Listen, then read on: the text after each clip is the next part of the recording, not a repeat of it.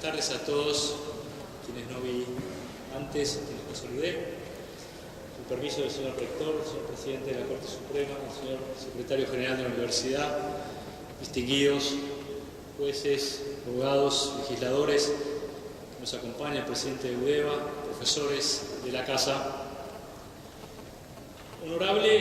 es quien es, según el diccionario, digno de respeto y admiración. El honor es un atributo, es un adjetivo que califica de manera inigualable a las personas. Tiene que ver fundamentalmente con sus méritos, con sus logros personales, con su esfuerzo, con su trayectoria, y es a esas personas que lo demuestran a lo largo de la vida a quienes les rendimos honores. En la Corte Suprema de los Estados Unidos se designa a sus ministros como el honorable y luego viene el nombre. No es una de las tradiciones, por alguna razón, que hemos heredado de la Corte Suprema de los Estados Unidos en nuestra Corte Suprema, pero yo me voy a permitir hoy llamar al doctor Lorenzetti el honorable Ricardo Lorenzetti, porque su trayectoria académica y en el ejercicio libre de la profesión antes de llegar a la Corte Suprema demuestran méritos suficientes para acreditar esta distinción. Es abogado y doctor por la Universidad del Litoral, profesor titular en diversas universidades del país, universidades nacionales del país, también en la Universidad de Buenos Aires. Tenemos el gusto, el agrado de saber que transita también las cátedras y las direcciones académicas de nuestra Facultad de Derecho de la Universidad de Buenos Aires y ha tenido premios y distinciones en diversas universidades y centros académicos del país y del mundo. Pero además de esa larga trayectoria personal, académica y que no proviene del Poder Judicial, lo cual es una curiosidad muchas veces para llegar al máximo escalón, a la máxima instancia judicial del país, cual es la Corte Suprema de Justicia de la Nación, el ejercicio del cargo como ministro de la Corte Suprema y desde hace varios años reiteradamente como presidente de la Corte Suprema. Presidente de la Corte Suprema, vale aclarar para quienes aún no han cursado derecho, es elegido por sus pares, por los demás jueces, los demás ministros de la Corte. Hace varios años que sus colegas, sus pares, renuevan la designación del doctor Lorenzetti como presidente de la Corte porque seguramente lidera este máximo tribunal con sabiduría. ¿Cómo y cuándo llegaron estos jueces a la Corte Suprema? Brevemente lo voy a decir para poder poner en contexto la presentación que él en breves minutos va a hacer. Llegaron a la Corte Suprema luego del año 2003 y cumplido un proceso de depuración de una Corte Suprema de 9 miembros que estaba afectada por un tremendo desprestigio. En el marco de la grave crisis institucional que sufrió la Argentina a partir del año 2001, la Corte Suprema sin duda había sido uno de los poderes del Estado más dañados, más desprestigiados, y arrastraba ese desprestigio hacia el resto del Poder Judicial. Y no existe república sin una justicia prestigiada e independiente. Lo que ocurrió a partir de ahí es que se sometió a juicio político a los ministros que estaban imputados por mal desempeño, por delitos en el ejercicio de su función. Algunos renunciaron y uno de ellos fue removido por el instrumento institucional del juicio político, acusado por la Cámara de Diputados, finalmente sentenciado por el Senado a la destitución. Otros renunciaron, la Corte dije tenía 9 miembros, se redujo por las renuncias y por el juicio político, quedaron solamente 2 de los miembros que originariamente provenían de las designaciones del año 84, el Congreso achicó el número de miembros de la Corte Suprema a 7 y se designaron 5 nuevos jueces, uno de los cuales es el doctor Ricardo Lorenzetti. Y esta Corte Suprema rápidamente se propuso a la sociedad una nueva agenda institucional, una agenda enorme, vasta, riquísima, que nos cuesta mucho en los cursos de Derecho Constitucional poder abordar siquiera mínimamente de lo enorme que es y de todo lo que le van agregando, los fallos y las decisiones nuevas que se van dictando, y cada una de las cuales merecería una clase o más de una clase para poder discutirlas con nuestros alumnos. Pero primero se propusieron, una agenda interna, una Corte Suprema que se propuso como un objetivo central la transparencia de cada uno de sus actos, que se hizo auditar ampliamente para dar a conocer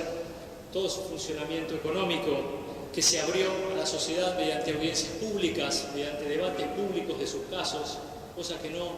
habíamos visto, salvo esporádicamente a lo largo de la historia de nuestra Corte. Esta Corte comenzó a enfrentar al público y a exponer los casos abiertamente.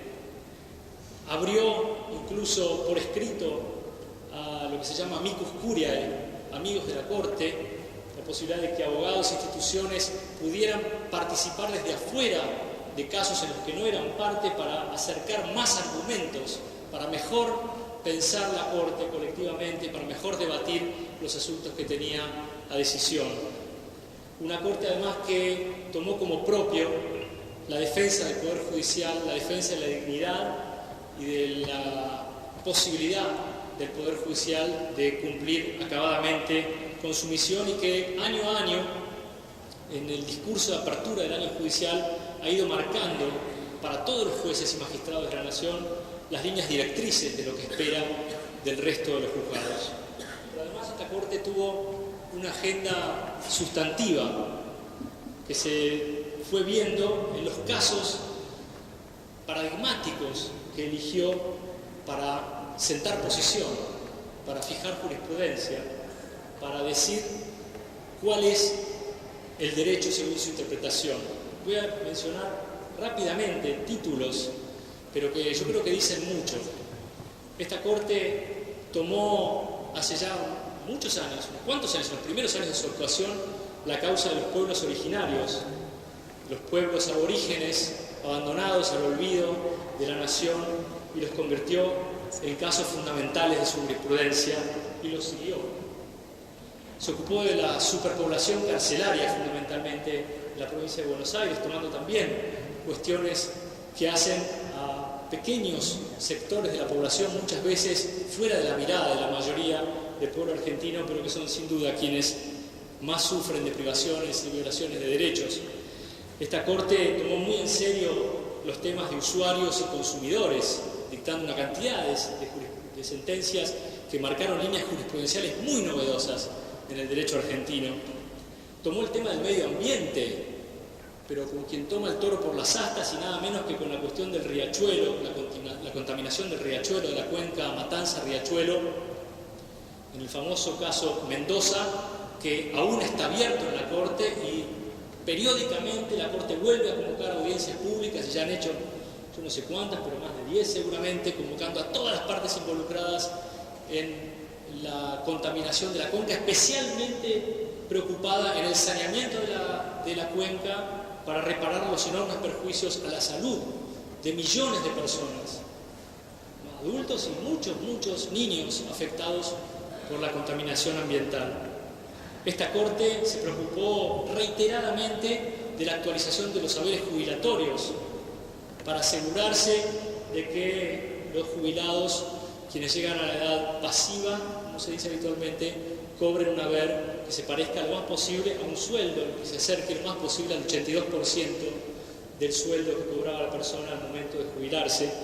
Esta Corte se ocupó de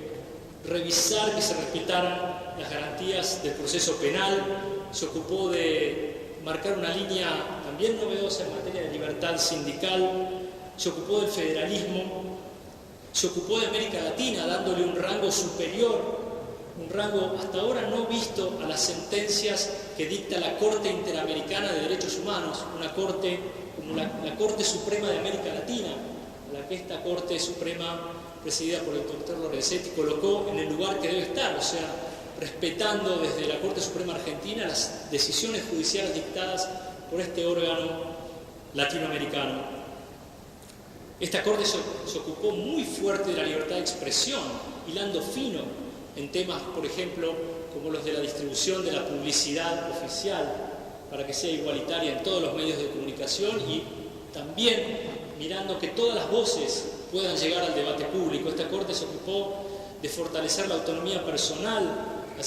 volviendo a la interpretación liberal del artículo 19 de la Constitución Nacional, que había sido abandonada por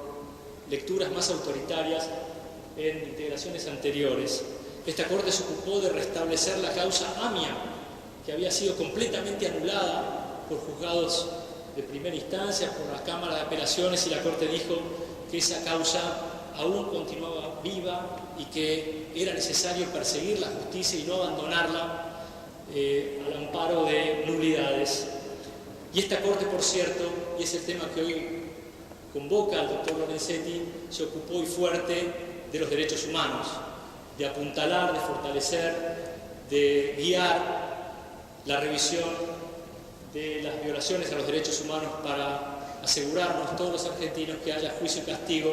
a todos los culpables de la represión ilegal de la sangrienta dictadura que asoló al país a partir del año 76. Justamente el último libro del doctor Lorenzetti, en colaboración con el doctor Grau, exalumno que está allí en la punta, trata sobre los juicios por violaciones a los derechos humanos. Abajo vamos a poder recorrer cuando termine el acto, lo digo porque entre tantas cosas lo omitió el locutor, no lo veo por acá. Vamos a poder recorrer la muestra de fotografías de los centros clandestinos de detención que está expuesta en el claustro central para concientización, para aprendizaje de nuestros alumnos y de toda la comunidad educativa. Finalmente quiero decir que esta Corte no solamente supo y sabe y demuestra que sabe leer la Constitución Nacional. Además se dirigió con cautela, pero con firmeza, con respeto, pero en un sano activismo judicial a los demás poderes del Estado. Y ha bregado con moderación por un diálogo más franco, más tranquilo, más racional entre todos los argentinos. Siempre pidiendo que haya un trabajo sobre las cosas reales, que no hablemos tanto y hagamos más. Hay una frase que tomo del discurso del doctor Lorenzetti en la apertura del año judicial hace un par de semanas, en donde dijo: los problemas más importantes del país no se solucionan, se trasladan. Hay que hacer cambios profundos y estructurales y no meras declaraciones de coyuntura. Está escrito que quien honra es honrado. Y es para nuestro colegio, tantas veces mencionado como el Colegio de la Patria, una gran oportunidad de recibir al honorable Ricardo Lorenzetti para que esta comunidad escuche sus palabras y honrarlo, porque con su presencia usted honra hoy el Colegio de la Patria. Gracias.